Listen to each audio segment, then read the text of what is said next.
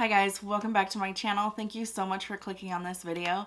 Today we are having a sandwich with some salad and some hot Cheetos, and I'm also going to be telling you a true crime story.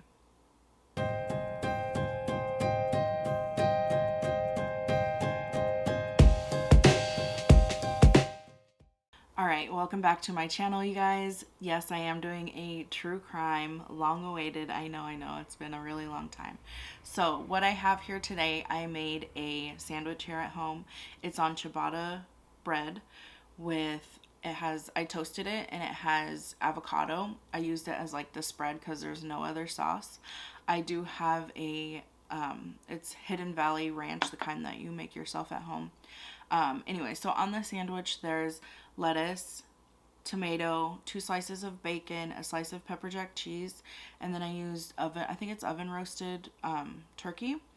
I got it from Costco. It's the Kirkland brand. It's really good. We have some hot Cheetos. We have some crunchy pickles here. And then I made myself like a mixed greens salad. It has the rest of the tomato that I didn't use and some shaved Parmesan cheese. I'm going to be trying this Parmesan pesto vinaigrette on it, so hopefully it's good. I saw this I was at Grocery Outlet today and I've never seen this, so I'm gonna try it out. I love pesto. And then I'm just drinking a water. So if you don't like true crime, if you're new here, usually I will eat a little bit and then I will get into the true crime. I think it's going to be kind of a long one today.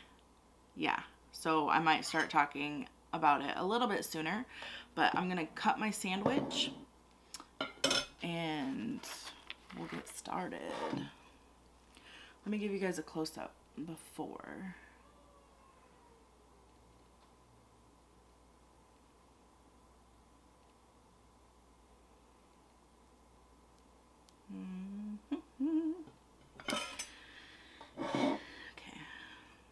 Should I cut it in triangles?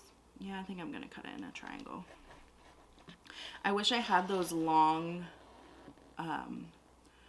like toothpicks that you get at like the restaurants, you know? Ta-da! It looks so good. Woo!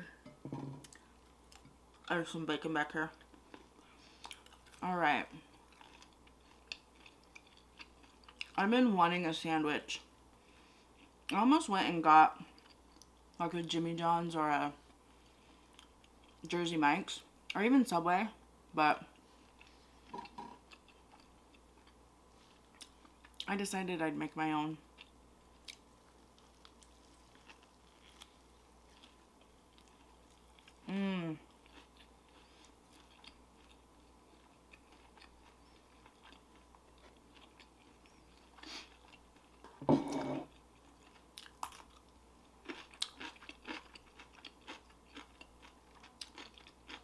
So good.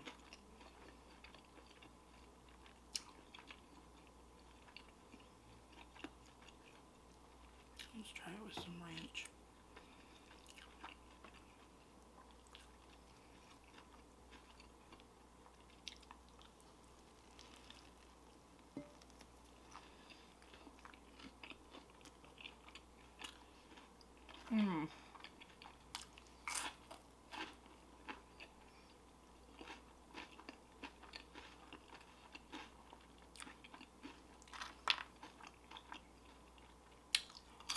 It's even better with the ranch.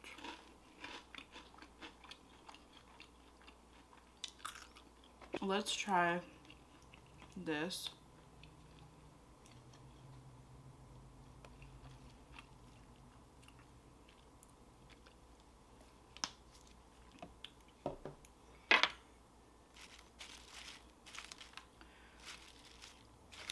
Just a simple salad, you know.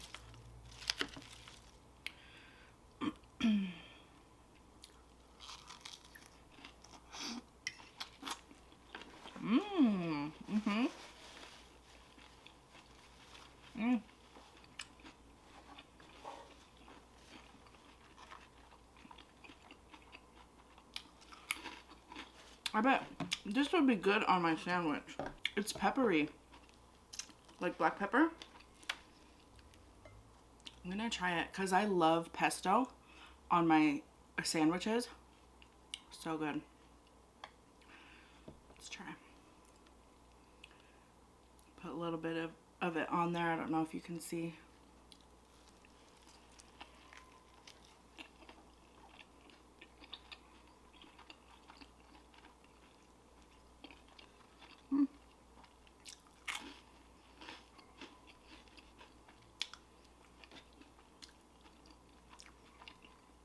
It's okay, it's better. You get more of the flavor when it's on the salad. It's not as strong. This meat, you guys, from Costco is so, like, fresh.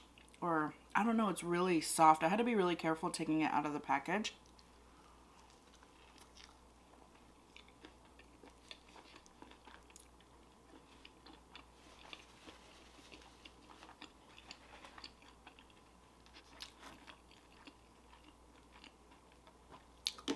Because it would just fall apart.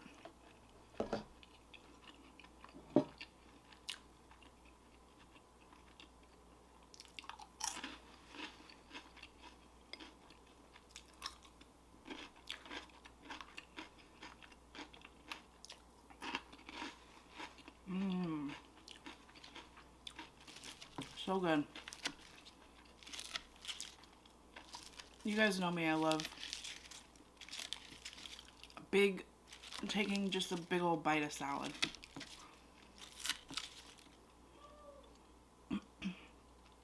This one might be too big, but I'm still gonna go for it.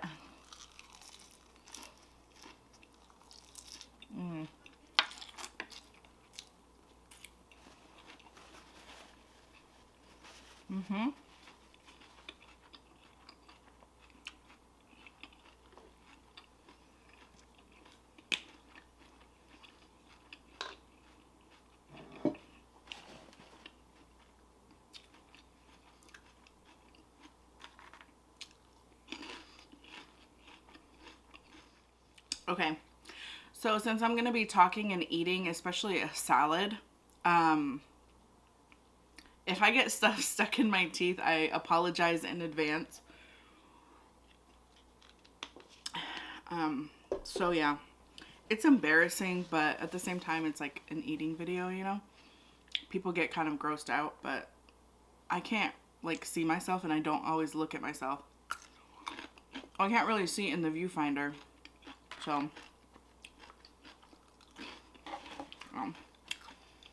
alright, well, I'm going to take one more bite, and then we'll get into the true crime. This would be so good with fries. Usually when I go to a restaurant for lunch, I get a sandwich and fries. If it's like a diner or something, well, any restaurant, but if I go for lunch, I like to get like a turkey bacon sandwich. I think it's like a California. Sometimes it's like 2 slices of regular bread and then another slice in the middle. I forget what it's called. I want to say it's like a California club with some fries and ranch. It's so good.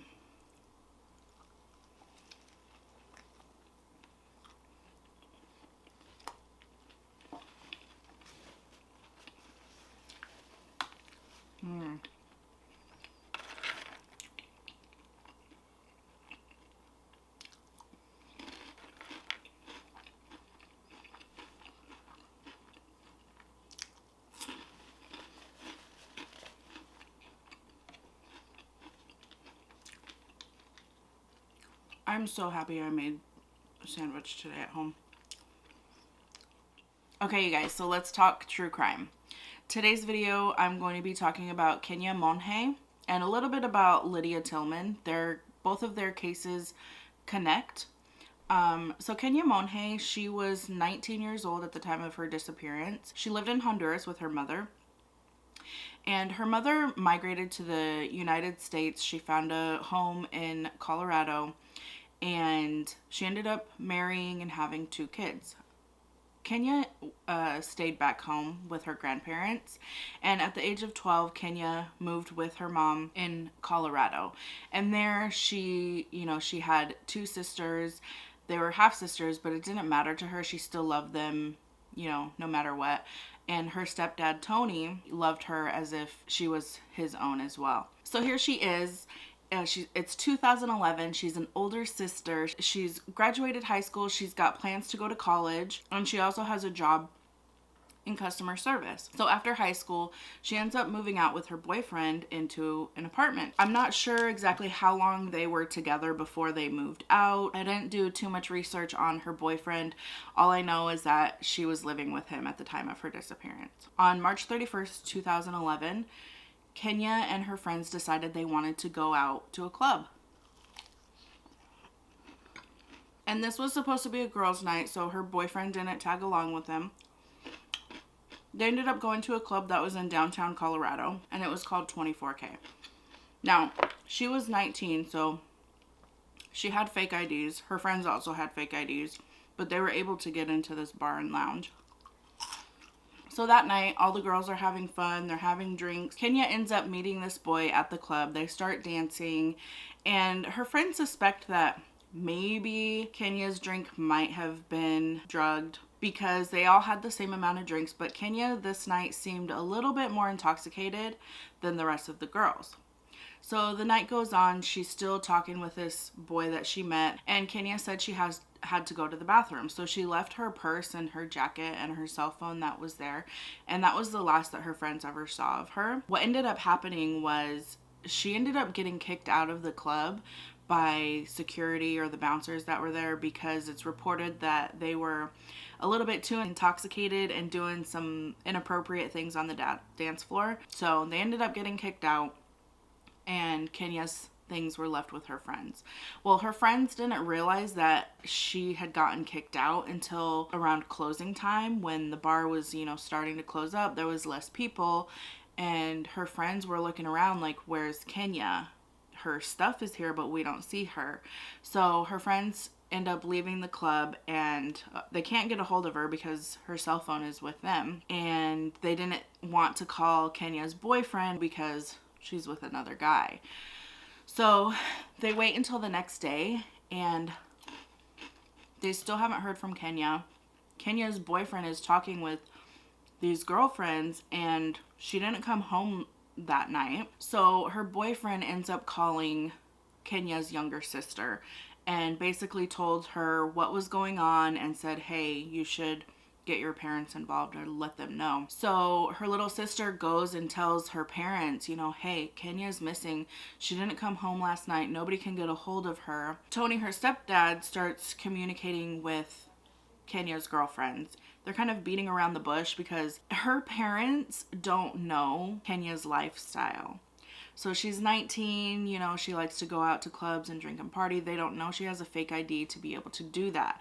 So in her parents' eyes, she's doing really good. She's not drinking or anything, going out to clubs, when in reality, that's exactly what she's doing. So Kenya's girlfriends were kind of beating around the bush with her stepdad, and then Tony was just like, okay, stop beating around the bush. What actually is going on? And then that's when they tell him, hey, we went out to a club, we got in with fake IDs, and she left with some guy, and we haven't seen her since. So Kenya's girlfriends end up going to the house and dropping off Kenya's items, her purse, her phone, everything. Immediately, Tony calls the police department to report her missing, but they said, and I hate this rule, but they said that it hadn't been long enough. You have to wait 48 hours for her to go missing because she's an adult now. She could have just ran away on her own, but it was out of character for Kenya to do that and not at least send a text message or something. So they had to wait until they could officially file a missing persons report. So Kenya's parents are still just like waiting around to hear anything. Her stepdad starts going through her phone to see if maybe he could find some answers. And so when he opens up her phone, he finds that, she has multiple text messages and missed phone calls just from people who have been trying to get a hold of her friends and her family. But then he comes across one text that stands out, and it came in at about 7 o'clock. And it said, I'm going to read it here. It says, hey, this is Travis, the guy who gave you a ride last night. White creepy van, smiley face.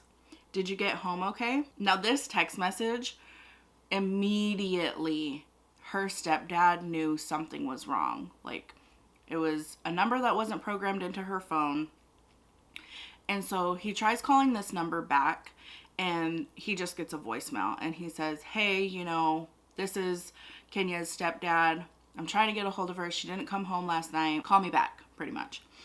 I don't know the exact words that were used. So then he goes and he asks Kenya's friends, who's this Travis guy? And they're like, we don't know anybody named Travis. We have no idea. Eventually, Travis calls back and he tells this story of how he met Kenya. And he said that he found her intoxicated on the night of March 31st, thought she could use a ride home. He was driving in his van and he saw her intoxicated outside of a bar, and he offered her a ride home because she looked like she was pretty intoxicated and he just wanted to help her. And he said that on the way home, she asked for him to stop at a gas station. It was called Conoco or Conoco. I don't know how you pronounce it, but she asked him to stop there so he could buy cigarettes. And at this time, it was like 3 a.m. And he says that's when she found another guy that she knew. And at least it looked like she knew who he was because she was hand in hand with him. And the guy that she met offered her a cigarette, and they were smoking together for a little bit, and then eventually she left with him. And he felt like the other guy was safe for her to be with, so he just let her go. So her stepdad is hearing this and is like, oh no, it sounds kind of fishy. And so Travis agrees to meet up with Kenya's stepdad, and they agreed to meet up where Kenya was left with the other man. So Kenya's stepdad gets ready to go meet up with Travis, and Kenya's mom overhears and realizes that Tony knows something is up. He thinks that Travis kidnapped her, and so he's taking his gun. It was a 9mm pistol. So Kenya's mom calls the police station back, and she's like, hey, this is going on. Kenya's missing. Her dad is going to meet up with the last person who supposedly had seen her. He's got a 9mm pistol on him. Can you just go and oversee that things go okay? And so they're like, okay, oh, he's got a gun. Okay, of course. Yeah, we'll go and oversee. So by the time Tony gets to the Conoco, I'm just going to say Conoco. I'll just call it gas station, actually. Just in case Conoco is not how you say it. But, so by the time Tony gets to the gas station, he sees the police cars there, and he's like, oh man, okay. And he also sees Travis's white van. And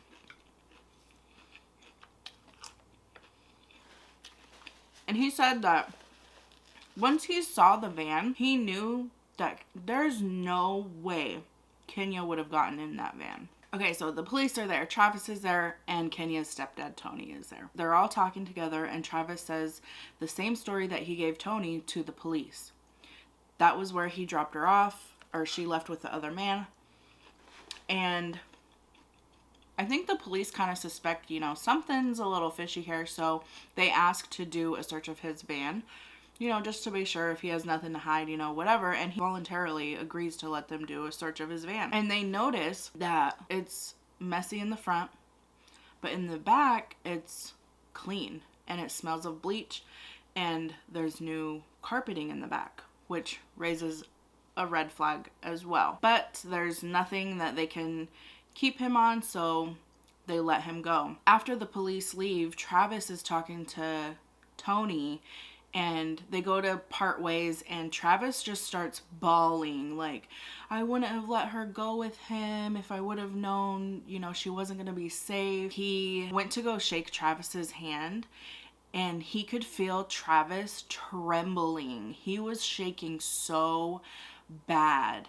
And that's when Tony was like, no, he is guilty of something. He has my daughter and he knows where she's at. And he left it at that.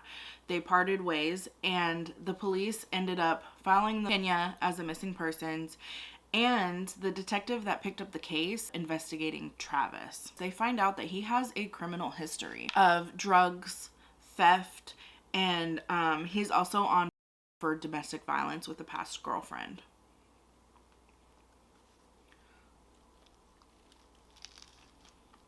Find out that he has a small little business of selling granola bars, and he rents his kitchen space from a little bakery called Debbie's Bakery, and it's owned by a woman named Monica. So the detective goes down to the bakery. His name is Detective Nash, and he told her about how Kenya was missing, and she said, hey, Travis was here and he mentioned something about giving a girl a ride home and now she's missing. And unbeknownst to the detective, Travis was there. So he voluntarily goes with Detective Nash in for questioning. So when Travis is in for questioning, he tells Detective Nash the same thing. He sticks to the same story. Only each time he tells his story, he gives like an additional detail. So it's now becoming this elaborate story that sounds almost too good to be true, you know? And they say when people are lying, they'll try and give you as much detail to make it look like they are not lying. You know, it's like they overcompensate by giving you too much detail to make it look like they're not lying, even though they're telling the biggest lie of their life. So that's what's happening here. So he tells Detective Nash the same story, and that after he dropped her off, he went home to his girlfriend, and he was there from about 3 a.m.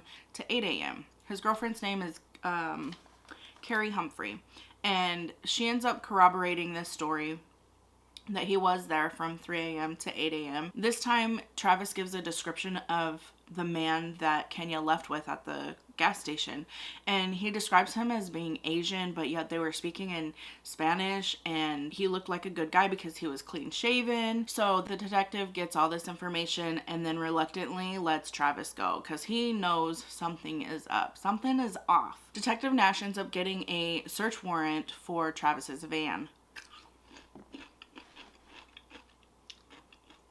So they bring his van in. They find the same thing that the original officers that met at the gas station with Tony, that the passenger side and the front passenger side of the van was just in complete disarray. But in the back, it's like spotless, completely clean, brand new carpeting, and still smells like bleach. When they go to look underneath the van, they see the tires, and in the tread of the tires, they find like pieces of shrubs or grass and dirt, which tells them that the van was driven off-road. Then the detective gets a search warrant. He gets a warrant for Travis's cell phone records because he's trying to see where Travis's cell phone has pinged around the time Kenya went missing. So his cell phone records show that he received multiple phone calls in the town of Kingsburg, and that is 40 miles away from Denver, Colorado.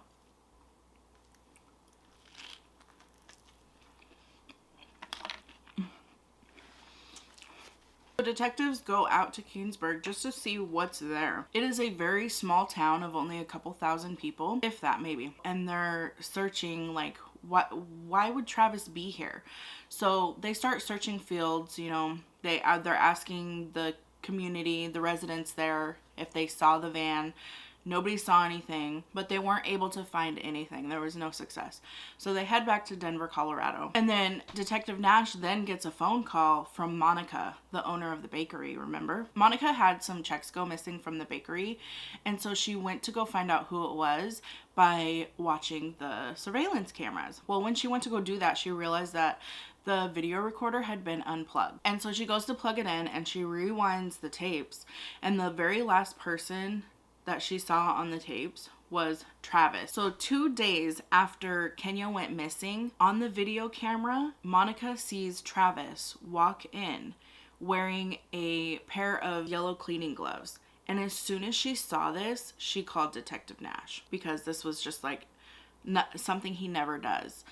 And so Detective Nash gets there and they rewind the tape a little bit more, and they see Travis walking in with like wheeling in a cooler that he uses to store his granola bars, and it's like taped shut at the top where it closes, and he's wheeling it into the walk-in freezer. Now he asked Monica, you know, does he normally do this? And she's like, no way, like he's never done that before, and he's never had the cooler taped like that. So Detective Nash then questioned some of the other workers at the bakery, and they mentioned that they saw Travis burning some stuff in a barrel outside of the bakery that same day. So the detective went out and found the barrel, and they ended up taking the barrel in for evidence and to test for DNA and stuff, but they weren't able to find anything. That barrel is something that the bakery used to put like their like old grease and stuff in. So they bring Travis in again, and he's questioned about the barrel. He said that he was burning old moldy marijuana. So yeah, that's why he was burning stuff. I don't know. 2 weeks, Kenya's still missing. Travis then is seen on the news station. He ends up doing a news interview, and this interview raises even more flags. It's bone chilling if you watch it. The news reporter is asking him these questions, and she comes to the question. She asks him, did you kill Kenya Monhe? And he says no, but his body language completely says otherwise. You can watch it. It's here on YouTube. But she asks him, did you kill Kenya Monhe? And he says no, but he's shaking his head yes. Ugh, it just gives me chills. Like, you are looking at a murderer. Like, you watching that, you know that he's guilty. And then it gets even not weirder, but it's just like cringy almost. I don't know. He pretends like he forgets Kenya's name, and he asked the news reporter, he's talking about her, and then he's like, what's her name again? And she's like, Kenya. And he's like, oh yeah, Kenya. And then he just starts crying because he feels guilty that she's missing because she was the last one he was with, and he didn't have anything to do with it. And if he would have just taken her home and not let her go with the guy, then she would still be alive today. Just putting on this show. But nobody's buying it. Nobody is buying it. But there's no evidence. There's circumstantial, you know, the video camera and the barrel that he was burning. Like, there's just stuff that makes him look bad, but there's nothing concrete to arrest him for. I know this is long, guys, and my sandwich is getting messy. Weeks later, detectives get a phone call from Austin, Texas, and it's Travis. They've arrested Travis on vehicle theft. So basically, Travis asked to borrow one of his friend's cars and never returned it. He ended up driving his friend's car all the way to Austin, Texas. I don't know how far that is from Denver, Colorado, but it's a completely other state. And he never returned it. So she reported it stolen. He got pulled over for that because he was in a stolen vehicle. They used that to extradite him back to Denver, Colorado. And they're like, well, what are you doing in Austin, Texas? Now they think that he's gonna run to Mexico. So by the time Travis got to Denver, Colorado, they had a warrant to get Travis's DNA. So he gives them his DNA. So they have it, you know, it's there. Now they just need concrete evidence. They need to find Kenya's body. They need to find something to arrest him for her disappearance or whatever happened to her. Because at this point, her stepdad knows that she's missing. So he's like going in the middle of the night. This is so sad. He's going in the middle of the night. He's looking through dumpsters because he just, in his gut, he knows that Kenya's not alive anymore. And his wife doesn't even know about it. His wife and daughters are still holding out hope that she's still alive. He just, in his heart of hearts, knows that she's no longer alive. So he's looking through dumpsters, which is so sad. So Travis is being questioned again about Kenya. He gives his DNA, and he's still giving the same exact story. Nothing changes. And usually you'll see people who are guilty, each time they tell the story, something changes. But he just gives a little bit more detail. The story still stays the same, but he's just given a little bit more detail. And once they're done questioning him, the friend decides to drop the charges against the stolen vehicle. So Travis is able to go free. This is when detectives put undercover surveillance on Travis. And they end up following him to Fort Collins. And in Fort Collins, it's like a college town, I guess. He's like getting wasted, public intoxication, jumping on cars, just being really weird, trying to get attention. So he gets pulled aside by Fort Collins police officers. They tell him, you know, hey, cool it down a little, you know? So he's being watched by undercover surveillance. So the undercover detectives go to the Fort Collins police and told him, you know, hey, this guy's name is Travis Forbes. He's under investigation for a murder back in Denver, Colorado. You know, just kind of keep an eye on him. Now, the Fort Collins police know that he's a suspect in the missing persons case of Kenya Monhe. Undercover detectives, they're continuing to follow him, but eventually their time runs out and they have to go back to Denver, Colorado. And they're just kind of hoping that the Fort Collins police will keep an eye on Travis. On the night of July 4th, so this is a few days later, detectives from Denver are back in Colorado and Travis is still in Fort Collins. Well, on July 4th, a 911 phone call came in, and it's about an apartment on fire. There's a girl there who needs medical assistance, and this girl, her name was Lydia Tillman. She had been attacked and assaulted in her apartment. She had come home from watching fireworks that night. Her jaw was shattered. Both of her eye sockets were shattered. She had broken ribs. She smelled of bleach so bad. Her apartment was on fire. She miraculously came to after passing out, and she had jumped from her second-story window. And she survived the jump, and then that's when the police were called. By the time the paramedics got there, she was in bad shape. She suffered a stroke and was put into a medically induced coma. So while she was at the hospital, she's in a coma, and they find that there's DNA evidence underneath her fingernails. So that DNA evidence gets sent in for testing. Lydia's apartment, remember how she was doused in bleach? Her apartment was also doused in bleach. Like, every attempt was done to make sure there was no DNA evidence left behind. And then the fire was like just to ensure that. Well, after the fire was done, the place still reeked of bleach. Like, that's how much bleach was poured. Of course, they didn't find any DNA at her apartment to know who this guy is. Just the DNA underneath her fingernails. A couple of days later, Travis is still in Fort Collins. He's still hanging around college bars and stuff, trying to get girls' attention. He's drunk. Well, he's intoxicated, and he's seen... Fort Collins police are still continuing to keep an eye on him. And he is seen outside, like, juggling these glow-in-the-dark balls. And he's just trying to get attention, you know? Which, if you're drunk and you see somebody outside, especially if you're a girl... I mean, I guess not all girls, but... You know, you're intoxicated and you're like, hey, that's kind of cool. We might strike up a conversation or something, you know? I forgot to mention that Travis, to most people, he's a good-looking man. A lot of people say he was just charming. He's this good-looking man that, you know, a lot of girls would talk to. He's easy to talk to, you know, easy to trust. He's that type of man, which you see it all the time. Ted Bundy, for example. So...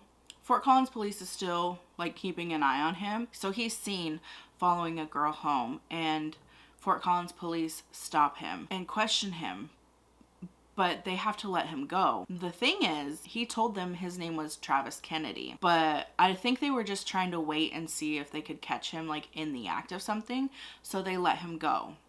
Because he didn't do anything to the girl. He was just like creepily following her. So they continue to keep their eye on him. And that same night, they follow him to these bushes where he stashed clothes. And he changed out of his clothes and got into new clothes. Really weird. Like, who does that? Travis does. And he's seen following another girl home. And so that's when the cops are like...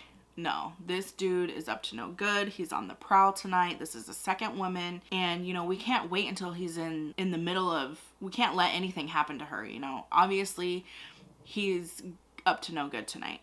So they pull him aside and they end up arresting him because he gave a false name. He lied to a cop. So they take him in and get him off the street. Just as they were about to let him go, because they didn't have anything significant to keep him on. I mean, giving a false name to a police officer, I think, is just a misdemeanor. So there's like no jail time involved. So they have to let him go. But just before they were going to let him out, they get a phone call saying that the DNA from Lydia Tillman's fingernails matches Travis Forbes' DNA. So they have him, he's booked, and they have him booked on attempted murder charges for Lydia Tillman. Finally, they have something to keep him. The Fort Collins police, they try to question him, but he's not having it. He's like, nope, I want Detective Nash from Denver, Colorado. Now, why that is, probably because, you know, he's the detective that's been questioning him. Maybe he feels like he can get what he wants, because you'll hear about it in just a minute, because they've kind of formed a relationship. So Detective Nash gets there. Like I said, he wanted something. This dude is smart. He's not that smart. Thought he could get away with murder. But anyways, so he tells Detective Nash, I will confess, but I want assault SA off of the table. He's such a coward, because you know what they do to those type of people in prison. He doesn't want that to happen to him, even though he was doing that to other girls. Like, what the heck? He's such a coward. Anyways, he wants that off of the table. Obviously, they have him for Lydia Tillman because of DNA. But he said he will confess to Kenya's murder if SA is off of the table. So Detective Nash agrees as long as he tells them where she's at. So Travis agrees, and he takes them to Kenya's body. And he takes them to Keensburg, the little town that was 40 miles away from Denver, Colorado. He takes them there, and one of the fields that they had searched before, they get out of the car, and Travis so dramatically lets out this curdling scream. Just dramatic. I don't know why, but it gave the detectives chills. It was, you know, just a blood-curdling scream. And he tells detectives that she's over there by the trees. So there's a little area that has some trees. And so they start walking towards these trees, and they're like looking around, and the detective's like, where is she? And that's when he says, you're standing right on top of her. Oh my goodness. Whew. Chills all over. So 5 feet down, they find Kenya's body. Her hands and legs are tied. She's naked, and there's a tarp over her body, and she was also buried with Travis's credit card, which is very strange. But then if you think about it, so the reason why he said that he left his credit card with her is because he felt that if she were ever to be found, that he, you know, her killer would need to be caught too. So that's why he left that there. But I call BS. I think he is so, like, conceited and thought he was going to get away with it. And I feel like he wanted a piece of him to be with Kenya. Like, that's just sick. I know it's sick. But that's what I honestly feel is the reason why he left that credit card. He's such a BSer that I don't think he didn't want to get caught. No way he wanted to get caught. Anyways, her parents are notified before the news gets any of this information, and they are able to bring Kenya home and have a service for her. And so Travis is back being questioned again. That's when he's negotiating again. He's like, I don't want the death penalty. So if I tell you exactly what happened, you know, I want that off the table. So he's already asked for no SA charges, and now he doesn't want the death penalty. So detective is like, okay, let us know what happened. And so Travis tells them, I did pick her up outside of the club. She was obviously intoxicated. He originally was just going to give her a ride home. He just wanted to help her, but something came over him. She passed out in the back of his van, and he ended up assaulting her. He was gonna assault her a second time, but she woke up and realized what he was doing. She fought back. That's when he strangled her and killed her. And then he rode around with her body, didn't really know what to do, put her body inside of the cooler. And he said that the reason why it was taped up is because of, I forget what it's called, but it's like a part of decomposition when the body dies and it like stiffens up. That's what was happening, and the cooler lid wouldn't shut, so he had to tape it. He drove around with her body in the cooler the next day, and then the day that he took it to the cooler, she was inside the cooler, and he was cleaning out his van, replaced the carpet, and then took her and buried her. The one thing that I don't understand though is how did he get her phone number? Maybe I missed it in an interview. If she didn't have her cell phone, like how did he get her phone number? I don't know. That's just one question that I have. And also, what happened to the cooler? What did he do with the cooler? So the things that he was burning in the barrel were her clothes, because she was found naked. So Travis Forbes is in Colorado State Penitentiary. He's serving a life sentence. Because he pled guilty, he did not get the death penalty. He also did not get any SA charges. So he got life without parole for Kenya for first degree murder. And then he also got 48 years on top of that life sentence because the prosecutors wanted to make sure that he did not get out of prison. Now, Lydia Tillman, doctors said that she wouldn't be able to talk or possibly walk again, and she fought through it. She can speak now, although it is a little bit slow, but she actually ended up going to Travis's trial and was there at his sentencing. Although she couldn't speak at the time, she did have a victim statement that was read to him. I believe it was by her dad, but she basically ended up forgiving him. And she said that at first she had so much anger for him, but then after that subsided, she felt sad for him because she said that he must have been in so much pain, extreme pain, to hurt a human the way that he hurt her so brutally. And if it wasn't for Lydia's strength and her will to live, Travis would have gone on to hurt more women, kill more women, become a serial killer. Who knows how long it would have taken. If Kenya was never found, if Lydia wouldn't have survived the fire, that DNA evidence underneath her fingernails would have burned away with the fire. So it's because of Lydia, the reason why Travis was caught so early on. There are some suspicions that there's possibly more earlier murders that he might have committed, because at the rate he was going, he was becoming a serial killer. So in court, Forbes also made a statement, and part of it, I will read it here. It says, "Why did I do this? I have been searching for that also in my heart and soul. I think we commit violent acts because deep down we find hatred of ourselves. I am so thankful that Lydia Tillman survived, because if I hadn't been caught, I probably would have done this again, because deep down, I'm effed up. I am evil." Hell yeah, he's evil. But anyways, this video is probably going to be super long, so I hope you guys stayed till the end. I hope you guys liked this true crime. I'm sorry it took me so long to get another one out from my last one. So yeah, thank you guys so much for watching. If you're new here, please consider subscribing. To become an A-lister, hit that notification bell. Make sure your settings are set to all so you know the second that I upload a brand new video. Rate this video, leave me a comment down below, and I will see you soon with a brand new video. Bye.